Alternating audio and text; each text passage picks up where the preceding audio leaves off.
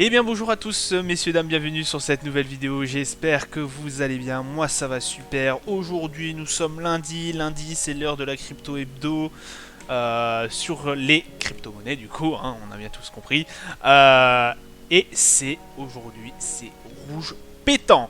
Rouge pétant, effectivement, on a un Bitcoin en dessous des 25 000 dollars, messieurs, dames, qui ne cesse de descendre. On est à 23 688,60 dollars. Le Bitcoin, c'est rouge. Aujourd'hui, moins 13,55%. L'Ethereum, c'est pareil, hein, on est en dessous des moins 1200 euros l'Ethereum, à moins 18,19% de baisse. C'est énorme, énormissime. Pareil, hein, regardez la VAX que je suis énormément à Avalanche, 14 dollars. 14 dollars, messieurs, dames, Avalanche. Est-ce que ça serait une opportunité d'acheter? Moi, je pense que oui. C'est peut-être le moment d'acheter le plus. Alors, à quoi est due cette magnifique baisse pour les uns et une catastrophe pour les autres, hein, bien évidemment, mais je pense plutôt que c'est une opportunité pour la plupart des investisseurs, hein, n'oublie pas. Et oui, effectivement, il est dû notamment à l'inflation, hein, messieurs, dames, l'inflation qui a fait brûler tout sur son passage. Et oui, on retourne dans le passé, là, hop, vendredi, les chiffres de l'inflation américaine sortent.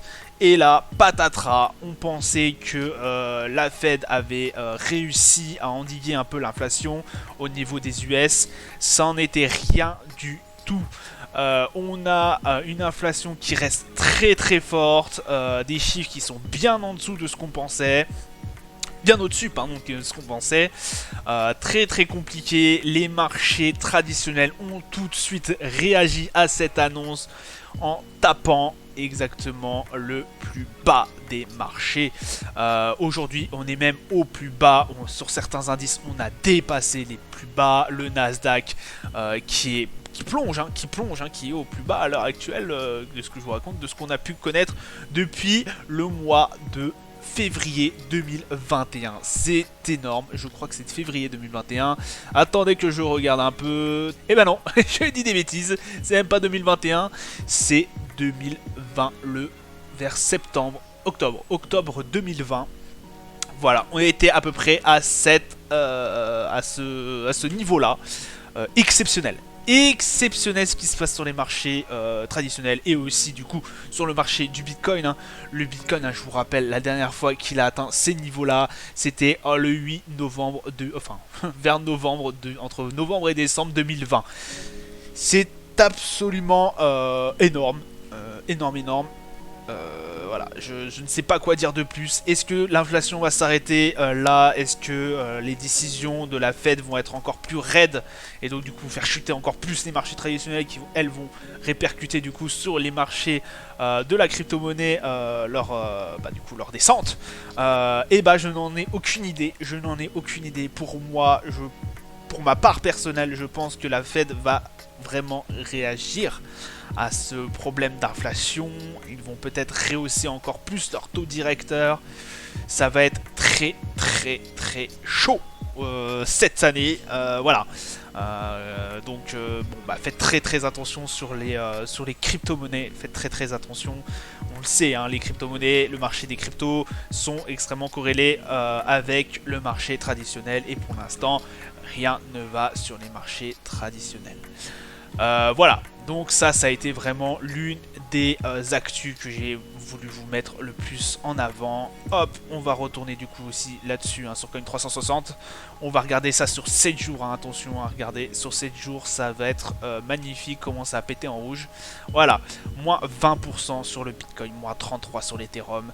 Le Solana, hein, qui est à 26 dollars, qui perd 30% aussi. Avax, messieurs dames, 14 dollars. Je m'en remets pas d'Avax à 14 dollars. Grosse opportunité à mon avis sur l'Avax. Ça peut être très intéressant d'en acheter. Alors, je ne suis pas professionnel non plus de ce genre de conseils. Mais voilà, c'est ce que fait énormément de grandes personnes, du grand nom dans la crypto, du grand nom dans la finance, hein. Vous parlez par exemple aux shares et le plus connu. Comment il s'appelle? Comment il s'appelle? Attendez, le plus connu, voilà, Warren Buffett, je vais chercher dans ma tête. Warren Buffett nous dit, quand il y a le plus de sang dans la rue, c'est là où il faut investir. Effectivement, là c'est un bain de sang hein, qu'on assiste sur les crypto-monnaies. D'ailleurs, ça se ressentit sur la dernière vidéo que je vous ai faite sur les actus crypto. Il y a beaucoup d'investisseurs qui se retirent du monde de la crypto, perdant énormément d'argent. D'argent. Voilà. Hop, donc du coup, ça c'est fait. Alors, le prix du Chainlink, messieurs, dames, hein, le prix du Chainlink qui passe à 9 $ en moins de 24 heures. Alors, il s'est stabilisé après un peu, mais voilà, on a eu un énorme élan sur le Chainlink, hein, 20% grâce à son nouveau programme. Ils ont refait tout un peu l'écosystème de Chainlink. Et ça a marché, ça a plu notamment à beaucoup d'investisseurs. Donc du coup ça a marché, il passait de 7,5 $ à 9 $ en moins de 24 heures. Voilà, établissant du coup l'une des meilleures performances du marché de la crypto-monnaie. Ça m'étonnerait pas, vu la gueule que ça a en ce moment le marché de la crypto-monnaie. De toute façon vous prenez 1%, vous êtes dans le top gold. Bref, donc voilà, donc, du coup vous avez la possibilité bientôt de pouvoir stacker vos Chainlink. C'est extrêmement intéressant puisque ça vous assure un revenu. Voilà, hein, ça vous assure un revenu, surtout en fonction du pourcentage, en fonction du temps, bien évidemment. Hein, on vous explique pas le stacking, je vous explique pas le stacking, hein, bien évidemment. Vous le connaissez, et puis ça peut être très intéressant puisqu'effectivement c'est une monnaie qui est assez, voilà, assez stable, on va dire.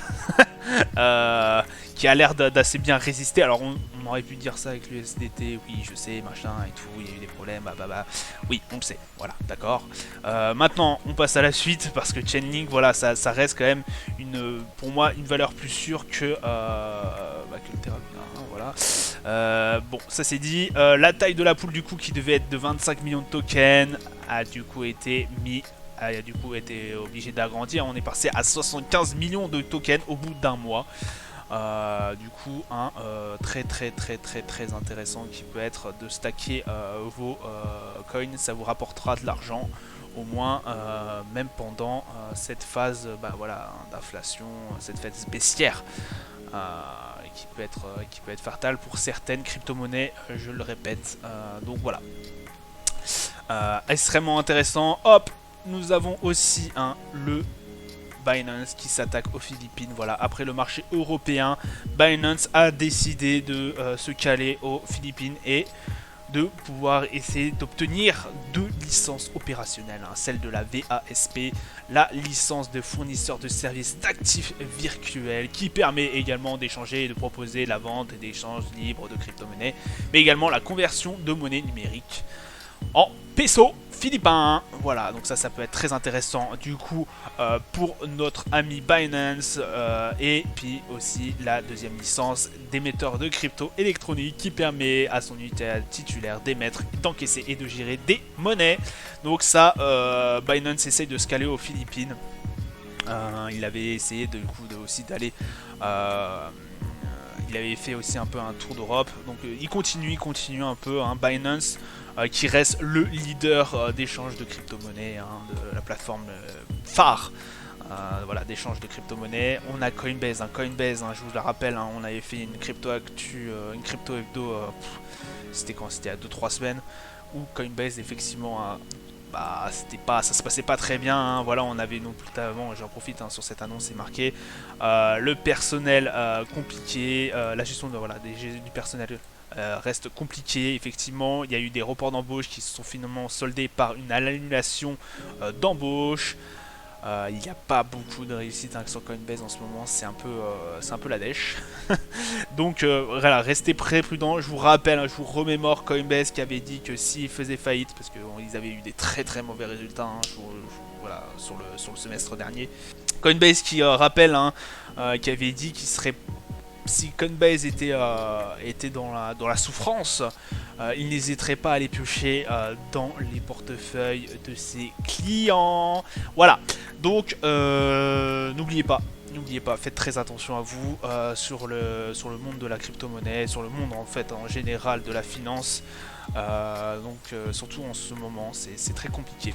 Voilà, ça sera tout pour moi aujourd'hui. Je vous dis à plus tard. Ciao ciao.